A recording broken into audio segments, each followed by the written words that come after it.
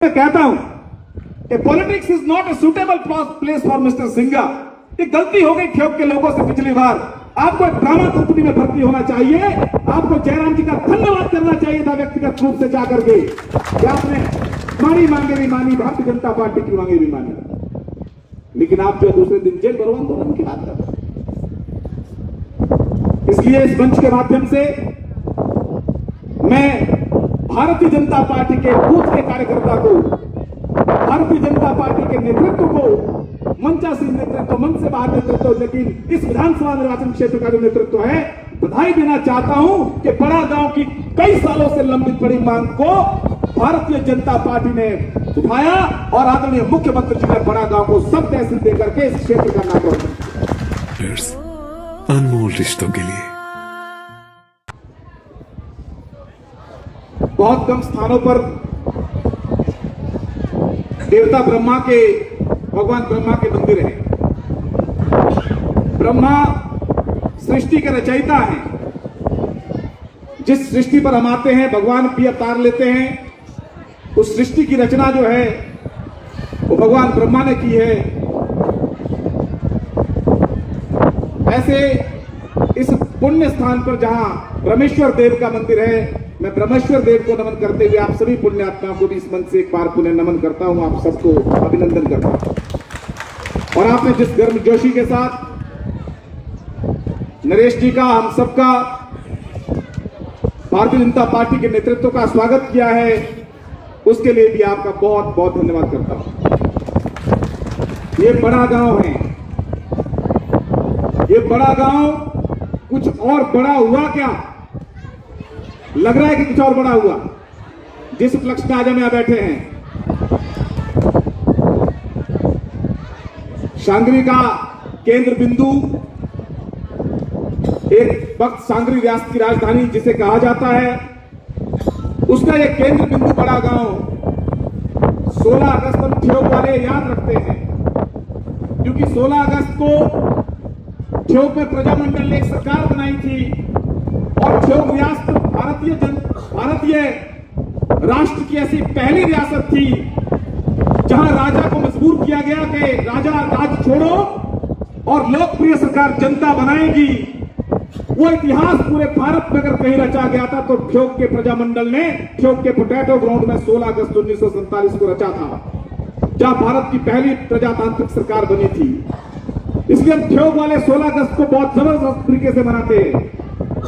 लेकिन अगली साल से मुझे लगता है कि बड़ा गांव शांगरी के लोग भी 16 अगस्त मनाएंगे, क्योंकि शांगरी रियासत की राजधानी को भारतीय जनता पार्टी के मुख्यमंत्री जयराम ठाकुर ने भारतीय जनता पार्टी के मंचासीन और भारतीय जनता पार्टी के नेतृत्व के कहने पर उप तहसील का दर्जा दिया है और वास्तव में बड़ा गांव आज बड़ा हो गया।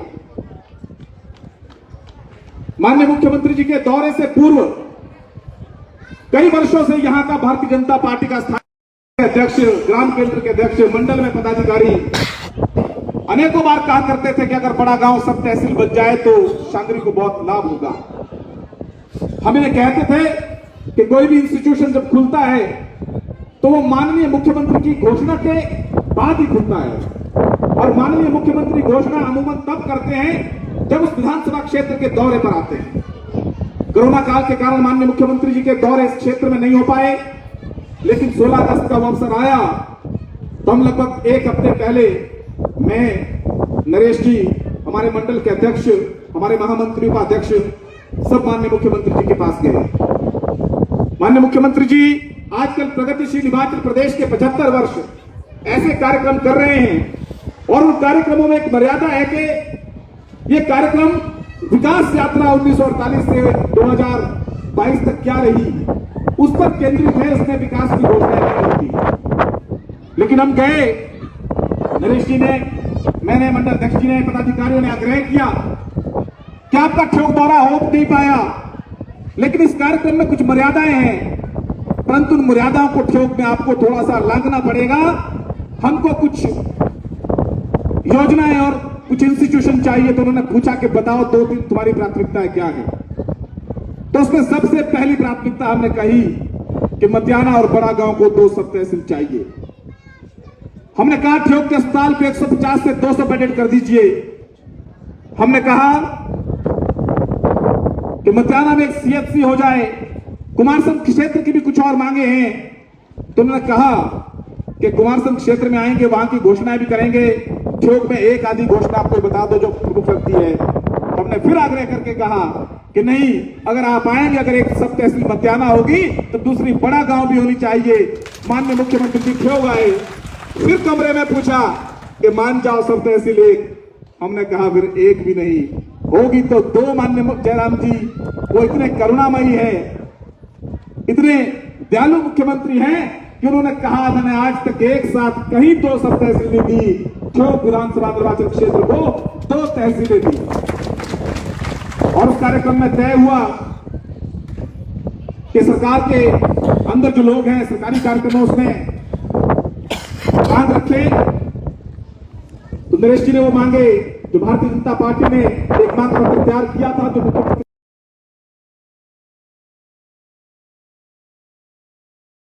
मंडल द्वारा गठित मांग पत्र पर रखी। उसके बाद हमारे विधायक भी मंच पर थे, और हम जो है भारतीय जनता पार्टी के लोग हैं, उदार बना है, हमें कंजूसी नहीं करते कि ये मंच पे कौन आ गया। हम सबको अपना बनाते हैं, और उसका परिणाम यह है कि आज अगर 2 लोग भारतीय जनता पार्टी के यहां बोल रहे हैं तो गुप्ता जी और जवाहर जी ने भी आपके बीच अपनी बात रखी है। ये भारत का असली लोकतंत्र है जो जिंदा रहना चाहिए। रोज सड़कें जाम करके सरकार कुछ नहीं करती है, सरकार कुछ नहीं देती है। सच वो होता है जो आदमी मुंह में भी बोले, जो पीठ के पीछे बात की जाती है वो ड्रामा होता है। उस दिन जो है जब देखा कि बीजेपी के लोग तो मांग पत्र पहले से लेकर के मनवा चुके हैं, और अब ये बीजेपी के चेयरमैन ने ये मांगे पढ़कर रख भी दी हैं, तो सिंघा जी ड्रामा करने में तो उनका मुकाबले का, मैंने कहा वो राजनीति में गलत आ गए। फिल्म इंडस्ट्री के लिए बहुत उपयुक्त आदमी अगर कोई था नाटक करने वाला तो राकेश सिंघा। उन्होंने कहा कि ऐसा मुख्यमंत्री बार बार जन्म लेना चाहिए। सच बात मुंह के सामने जयराम जी के निकल गई, क्योंकि जयराम जी का व्यक्तित्व ऐसा कि व्यक्ति झूठ उनके सामने बोल ही नहीं सकता। ये बात किसने कही? हमारे विधायक ने कही। और फिर बाद में क्या हुआ कि उनको लगा ये सब कुछ हो जाएगा, तो वो भी शामिल हो गए मांगों में। तो हमारे यहां एक बार, मैं कई बार सुनाता हूं कि एक बारात जा रही थी, बारात नगर से निकली, बहुत अच्छी जगह बारात जा रही थी, सुसज्जित बारात थी, बहुत धनाढ्य सेठ के घर जा रही थी। तो साइड में एक व्यक्ति था, वो यही देखता रहता था कि शादी कहां हो, कहां बाजा बजे, मैं भी शामिल हो जाऊं। तो उसने सोचा कि बारात में तो मैं शामिल हो नहीं सकता, क्योंकि बारात में तो सब टाई वाले लोग हैं, मैं बिना टाई का पकड़ा जाऊंगा कि हमारे बीच का है नहीं। तो मैं बाजे वालों के बीच शामिल हो जाता हूं, लेकिन बजाऊंगा क्या? तो उसने क्या किया, एक 4 पाई का पावा होता है ना, वो पकड़ा और बाजे वालों के साथ बजाने लग पड़ा। किसी ने आगे जाकर के पूछा कि भाई ये कौन सा बाजा बजा रहे हो? तो उसने कहा चुप रहो, ये शामिल बाजा है, लोगों को दिखना चाहिए कि भी बजा रहा है, कुछ इसमें बजे चाहे न बजे। तो उस दिन विधायक जी भी हमारे शामिल बाजा बन गए और शामिल हो गए मांगों में। अच्छी बात है, मांगों में शामिल हो गए, माननीय मुख्यमंत्री जी की भी तारीफ की, बल मिला, मांगे स्वीकृत हुई, बड़ा गांव को सब तहसील मिली। लेकिन विधायक जी दूसरे दिन जो है फिर धरने पर बैठ गए शिमला, फिर गिरफ्तारी दे रहे, जेल भरो आंदोलन, सरकार कुछ नहीं करती। इसलिए मैं कहता हूं कि politics is not a suitable place for mister Singha. ये गलती हो गई ठियोग के लोगों से पिछली बार। आपको एक ड्रामा कंपनी में भर्ती होना चाहिए, आपको जयराम जी का धन्यवाद करना चाहिए था व्यक्तिगत रूप से जाकर के, कि आपने हमारी मांगे भी मानी, भारतीय जनता पार्टी की मांगे भी मानी। लेकिन आप जो दूसरे दिन जेल भरो आंदोलन की बात कर रहे हैं।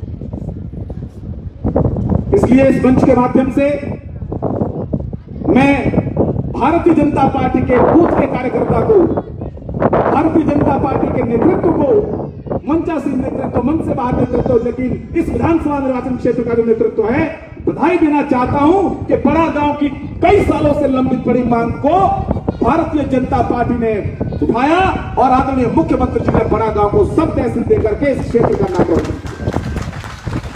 और आज इस अवसर पर मैं आप सबको आपने हमारा बहुत जबरदस्त अभिनंदन इस उपलक्ष्य में किया है। मंच के मुख्य अतिथि की ओर से, अपनी पार्टी की ओर से आपका बहुत बहुत धन्यवाद करता हूं। बहुत बहुत स्वागत किया आपका।